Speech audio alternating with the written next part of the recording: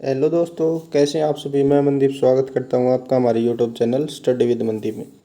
तो देखिए दोस्तों, जैसे कि आज हमारा 8th क्लास का 6th लेसन है, तो आज इसके बारे में हम डिस्कस करेंगे। तो ये लेसन क्या है, दहन और ज्वाला। मतलब कि किस जो हमारी चीज़ें हैं वे किस तरह जलती हैं, ज्वाला क्या होती है और दहन क्या होता है, इसके बारे में हम पढ़ेंगे। तो देखिए क्या कह रहा है, ये कोयला वायु में जलकर कार्बन डाइऑक्साइड ऊष्मा और प्रकाश देता है। मतलब जब कोयला वायु में जलता है तो उससे क्या होता है, कार्बन डाइऑक्साइड गैस निकलती है, ऊष्मा निकलती है और प्रकाश देता है। दहन क्या है, दहन का मतलब है कि किसी भी चीज़ का जलना, मतलब रासायनिक प्रक्रम जिसमें ऑक्सीजन से अभिक्रिया कर ऊष्मा देता है। ये दहन क्या है, एक रासायनिक प्रक्रम है। मतलब कि रासायनिक प्रक्रम का मतलब जिसके अंदर कोई नया पदार्थ बने या उसकी इंटरनल प्रॉपर्टी के अंदर चेंज हो। दहन रासायनिक प्रक्रम जिसमें पदार्थ ऑक्सीजन से अभिक्रिया कर ऊष्मा देता है, दहन कहलाता है। मतलब कि दहन क्या है, ऐसा रासायनिक प्रक्रम जिसके अंदर पदार्थ ऑक्सीजन से अभिक्रिया करके ऊष्मा देता है, मतलब कि जलकर ऊष्मा देता है। ऐसी रासायनिक प्रक्रम जिसके अंदर पदार्थ ऑक्सीजन से अभिक्रिया करके ऊष्मा देता है, उसे क्या कहते हैं, दहन। जिस पदार्थ का दहन होता है वह दाह्य पदार्थ कहलाता। मतलब जो पदार्थ ऊष्मा देता है ऑक्सीजन से अभिक्रिया करके जलकर, तो उसे क्या कहते हैं, दाह्य पदार्थ। और ये जो प्रक्रम है, इस प्रक्रम को क्या कहते हैं, दहन। मतलब कि जैसे देखो, ये कोई पदार्थ है, ये पदार्थ वायु में जलकर क्या देगा, ऊष्मा देगा, ठीक है। और ये तो क्या होगा, ये जो पदार्थ है ये तो क्या होगा, दाह्य पदार्थ। और इसका ये जो पूरा प्रक्रम हो क्या कहलाएगा, दहन। प्रक्रम दहन कहलाएगा। तो आगे देखिए, ईंधन ठोस, द्रव या गैस हो सकते हैं। मतलब ईंधन तीनों अवस्था के अंदर हो सकते हैं, ठोस भी हो सकते हैं, द्रव भी हो सकते हैं और गैस भी हो सकती है। दहन के लिए वायु O2 की आवश्यकता होती है। मतलब दहन के लिए ऑक्सीजन की आवश्यकता होती है, जलने के लिए ऑक्सीजन की आवश्यकता होती है। सूर्य से ऊष्मा और प्रकाश नाभिकीय क्रिया द्वारा उत्पन्न होते हैं। एक प्रश्न डायरेक्ट आता है कि सूर्य से ऊष्मा और प्रकाश कैसे प्राप्त होते हैं, तो किसके कारण, नाभिकीय अभिक्रियाओं के कारण या नाभिकीय संलयन के द्वारा प्राप्त होते हैं। सूर्य से ऊष्मा और प्रकाश किसके द्वारा प्राप्त होते हैं, नाभिकीय अभिक्रिया, नाभिकीय संलयन द्वारा प्राप्त होते हैं। तो आगे देखिए, ज्वलन ताप। ज्वलन ताप क्या होता है दोस्तों, वह न्यूनतम तापमान जिस पर कोई भी पदार्थ मतलब कि जलना शुरू कर दे। जैसे देखिए, मान लो सपोज ये एक लकड़ी है, ठीक है। अब ये लकड़ी है, एट प्रेजेंट इसका तापमान है 10, ठीक है। लेकिन इसका जो ज्वलन तापमान है, मान लो वो इसका ज्वलन तापमान है 45 डिग्री, मतलब कि 45 डिग्री। तो क्या होगा, ये जैसे कि हम जब चूल्हे के अंदर या किसी अन्य के अंदर लकड़ी के अंदर आग लगाते हैं तो क्या करते हैं, हम पेट्रोल या कोई अन्य पदार्थ लेते हैं। तो उसको क्या करेंगे, स्टार्टिंग के अंदर मान लो हमने इसके लकड़ी के नीचे कागज़ लगा दिया, तो वो कागज़ जब तक कागज़ जलेगा और लकड़ी जलना जब तब स्टार्ट होगी जब उसका तापमान 45 डिग्री के ऊपर पहुंच जाएगा। मतलब कि वह न्यूनतम तापमान जिस पर कोई पदार्थ जलने लगता है वह उसका क्या कहलाता है, न्यूनतम तापमान, ज्वलन तापमान कहलाता है। तो देखिए, माचिस की तिल्ली पर एंटीमनी ट्राइसल्फाइड, पोटासियम क्लोराइड और श्वेत फास्फोरस का मिश्रण होता है। जब इसे किसी खुरदरी सतह पर रगड़ा जाता है तो घर्षण की ऊष्मा के कारण श्वेत फास्फोरस प्रज्वलित हो उठता है। मतलब ये क्या कह रहा है, जो माचिस की जो तिल्ली है उसके ऊपर एंटीमनी ट्राइसल्फाइड, पोटासियम क्लोराइड और श्वेत फास्फोरस का मिश्रण होता है। 3 होते हैं, मतलब एंटीमनी, ट्राइसल्फाइड, पोटासियम क्लोराइड, श्वेत फास्फोरस। ये 3 जो हैं माचिस की तिल्ली के ऊपर, इनका मिश्रण होता है 3 पदार्थों का। जब ये किसी खुरदरी सतह पर रगड़ा जाता है, मतलब माचिस की तिल्ली के ऊपर जो नहीं होता वो लाल लाल रंग का, वो होता है क्या, एंटीमनी ट्राइसल्फाइड, पोटासियम क्लोराइड और श्वेत फास्फोरस। जब इन्हें किसी खुरदरी सतह पर रगड़ा जाता है तो घर्षण हो जाता है। घर्षण का मतलब क्या होता है कि किसी चीज़ से रगड़ना या खिंचाव करना। तो घर्षण की ऊष्मा के कारण श्वेत फास्फोरस प्रज्वलित, मतलब कि जल उठता। जो जब हम घर्षण करेंगे तो उससे क्या होगा, ऊष्मा होगी। घर्षण का एक एग्जाम्पल है कि अपनी हाथों की हथेलियों को ऐसे हाथों के थैलियों को मलकर हम अपने सर्दियों के अंदर अपने हाथों को गर्म करते हैं तो क्या होता है कि घर्षण से ऊष्मा पैदा हो जाती है। आगे देखिए ज्वलनशील पदार्थ। ज्वलनशील पदार्थ कौन से जिन पदार्थों का ज्वलन ताप बहुत कम होता है और जो ज्वाला के साथ सफलतापूर्वक आग पकड़ लेते हैं। ज्वलनशील पदार्थ क्या होंगे, मतलब क्या हमने अभी पढ़ा कि ज्वलन ताप क्या पढ़ा है कि ज्वलन ताप क्या होगा कि कम से कम वो मतलब किसी वस्तु का वो ताप जिस पर वो जलना शुरू कर दे। तो ज्वलनशील पदार्थ वे होंगे जिन पदार्थों का ज्वलन ताप बहुत कम होता, मतलब कि बहुत जल्दी जो आग पकड़ लेते हैं या बहुत कम ज्वलन ताप होता है, वे कैसे पदार्थ कहलाएंगे, ज्वलनशील पदार्थ कहलाएंगे। तो इसकी एग्जांपल है पेट्रोलियम, पेट्रोल, अल्कोहल, मतलब कि जो बहुत जल्दी आग पकड़ लेते हैं वो कौन से पदार्थ कहलाते हैं, ज्वलनशील। साइंस की भाषा के अंदर इसकी क्या डेफिनेशन होगी कि वे पदार्थ जिनका ज्वलन तापमान बहुत कम होता है, जो ज्वाला के साथ सफलतापूर्वक आग पकड़ लेते हैं। ठीक है। जल जल ज्वलनशील पदार्थों को ठंडा कर देता है जिससे उनका ताप उनके ज्वलन तापमान से कम हो जाता है। ऐसा करने से आग का फैलना रुक जाता है। तो देखिए ये क्या बता रहा है कि मान लीजिए कोई आग जल रही है तो जल क्या करेगा, ये कोई पदार्थ है इससे आग जल रही है तो जल इसके ऊपर फेंकेंगे, जैसे ही हम जल H2O, तो क्या होगा, इसके ऊपर जल फेंकने से इसका जो ज्वलनशील तापमान है उसको जल कम कर देगा। ठीक है, मतलब कि ज्वलनशील तापमान इसे ज़्यादा चाहिए तो उसको कम कर देगा। कम करने से क्या होगा, कम करने से मतलब ये ठंडा हो जाएगा, इसका ज्वलनशील तापमान कम कर देगा। तो कम करने से क्या होगा कि ये जलना कम होगा इसका। उसके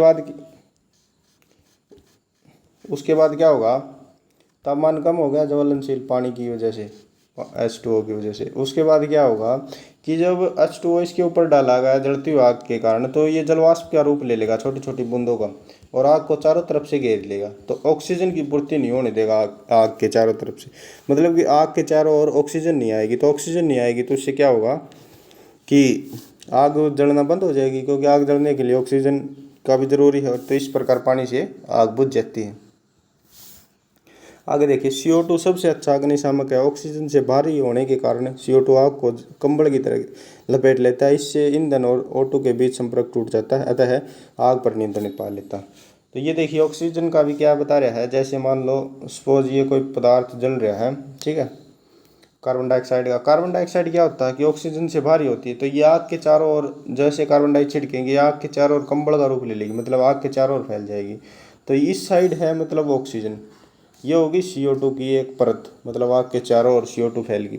तो ये क्या होगी कि ऑक्सीजन से भारी होने के कारण ऑक्सीजन को आग तक नहीं पहुंचने देगी। अगर ऑक्सीजन आग तक नहीं पहुंचेगी तो क्या होगा, क्योंकि आग जलने के लिए ऑक्सीजन की आवश्यकता होती है, इसलिए आग बुझ जाएगी। आगे देखिए CO2 प्राप्त करने का एक दूसरा तरीका सोडियम बाइकार्बोनेट, मतलब कि बेकिंग सोडा या पोटासियम बाइकार्बोनेट जैसे रासायनिकों के पाउडर का भारी मात्रा में छिड़काव।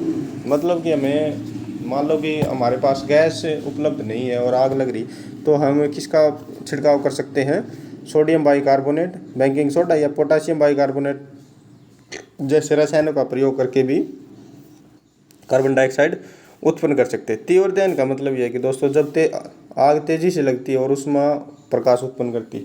तीव्र दहन का मतलब यही है कि जब आग तेजी से लगे और उसमें और प्रकाश उत्पन्न करते हैं। फास्फोरस कमरे के ताप पर वायु में जल उठते हैं, मतलब जो फास्फोरस धातु, ये पूछ सकता है कि कमरे के ताप पर किसके अंदर जल उठता है, फास्फोरस धातु कमरे के ताप पर वायु में जल उठती है, मतलब जो फास्फोरस धातु होती है वो कमरे के तापमान पर ही वायु में जल उठती है। स्वायत्त दहन का मतलब क्या होता है, जो अपने आप जल उठते हैं। दहन वह दहन जिसमें पदार्थ बिना किसी प्रत्यक्ष कारण के अचानक लपटों के साथ जल उठते हैं, स्वायत्त दहन कहलाते। मतलब कि वह दहन जिसके अंदर पदार्थ बिना किसी कारण के अपने आप वायु के साथ जल उठते हैं, उन्हें क्या कहते हैं, स्वायत्त दहन। और विस्फोट क्या होता है, मतलब कि आकस्मिक अभिक्रिया, मतलब कि जो एकदम से होने वाली अभिक्रिया। आकस्मिक का मतलब एकदम से होने वाली अभिक्रिया। जिसके होने से ऊष्मा प्रकाश और ध्वनि पैदा होती है। मतलब कि आकस्मिक अभिक्रिया जो एकदम से होती है और जिसके होने से ऊष्मा प्रकाश और ध्वनि पैदा होती है। क्या क्या? ऊष्मा प्रकाश और ध्वनि पैदा होती है। अभिक्रियाओं में बड़ी गैस बड़ी मात्रा में निकलती है, इस अभिक्रिया को विस्फोट कहते हैं। मतलब कि अभिक्रिया में जो गैस बनती है वो बड़ी मात्रा के अंदर निकलती है और इसको क्या कहते हैं? विस्फोट। तो विस्फोट का क्या समझे आप? आकस्मिक अभिक्रिया जो जिसमें होने से विस्फोट क्या है? एक आकस्मिक अभिक्रिया है जिसके होने से ऊष्मा प्रकाश और ध्वनि पैदा होती है।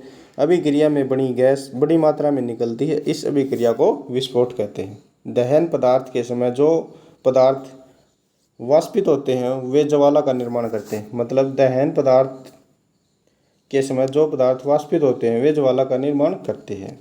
मतलब जब दहन हो रहा है, मतलब जब आग जल रही है तो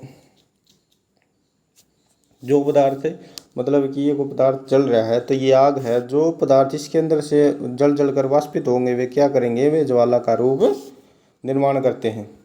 तो ये देखिए सबसे जो गर्म भाग होता है वो होता है मतलब कि ज्वाला का नीला भाग। सबसे ऊपरी भाग क्या होगा? सबसे गर्म होगा। बीच वाला कम गर्म होगा, जो नीचे का है वो सबसे कम गर्म। अच्छा ईंधन वह ईंधन है जो सहज उपलब्ध हो, सस्ता हो और वायु में सामान्य दर से सुगमता पूर्वक जलता हो।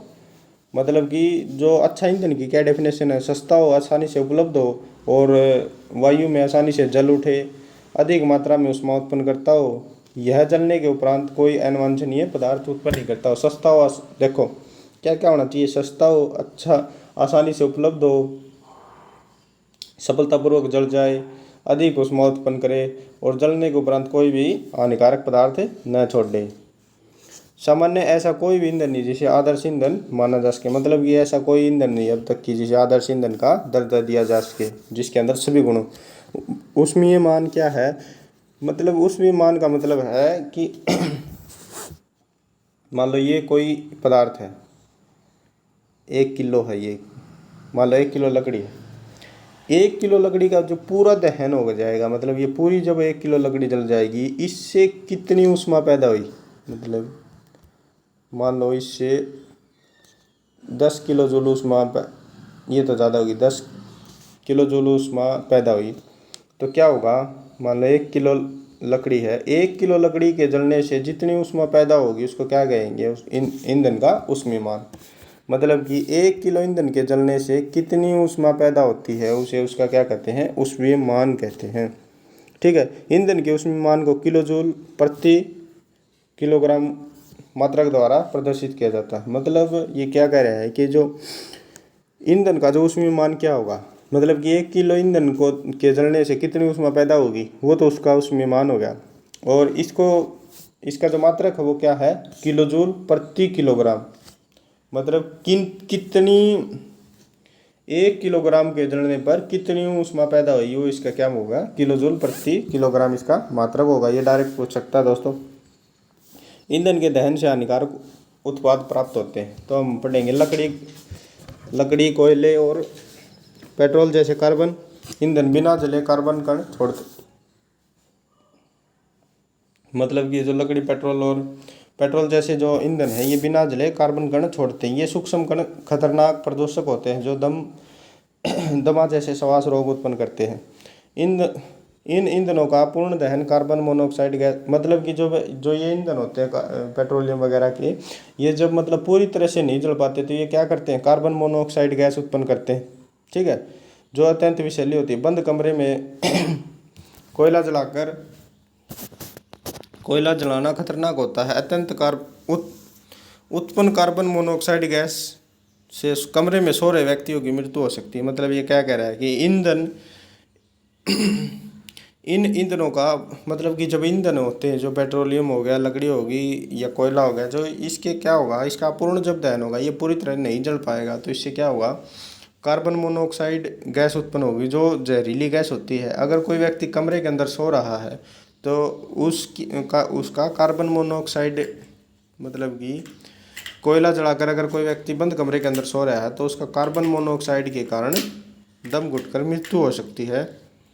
तो आगे देखिए, विश्व उष्णन पृथ्वी के वातावरण के तापमान में वृद्धि विषुव उष्णन कहलाती है। मतलब कि पृथ्वी का जो वातावरण है उसके तापमान में जो वृद्धि होती है वो क्या कहलाती है?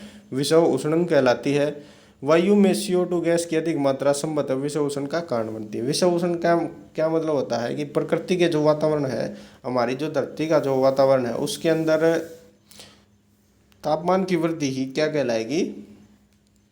विषुव उष्णन कहलाएगी। ठीक है। वायु में CO2 की अधिक मात्रा संभवतः विषुव उष्णन का कारण बनती है। अम्ल वर्षा, सल्फर और नाइट्रोजन के ऑक्साइड जब, हाँ अच्छा, अम्लीय वर्षा क्या होती है कि हमारे वातावरण के अंदर काफ़ी गैसें हैं या काफ़ी जो मतलब कि